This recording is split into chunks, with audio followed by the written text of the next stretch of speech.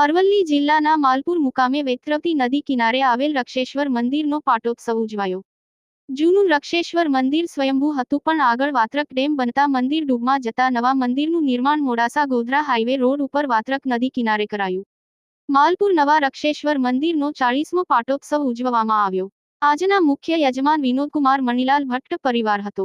યજમાન દ્વારા આજે પૂજા વિધિ કરવામાં આવી, ત્યારબાદ ભૂદેવો દ્વારા બ્રહ્મભોજન કરાયું। રિપોર્ટ जयप्रकाश जोशी। दिनेशभाई उपाध्याय, मंत्री श्री ब्रह्म समाज मालपुर।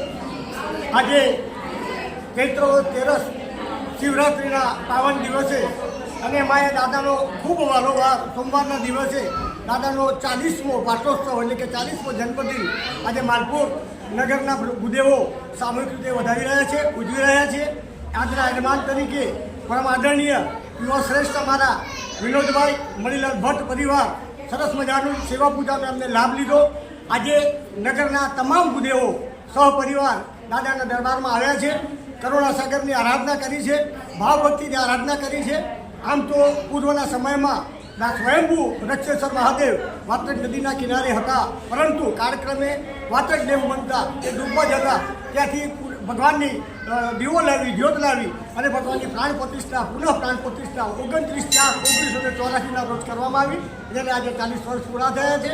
અને આજે એનો ભાવભક્તિથી 40મો પાટોત્સવ ઉજવાઈ રહ્યો છે, ત્યારે સૌનું ભગવાન કલ્યાણ કરે એવી ભગવાનને પ્રાર્થના કરીએ છીએ। બોલો નમઃ પાર્વતી માતે હર હર મહાદેવ।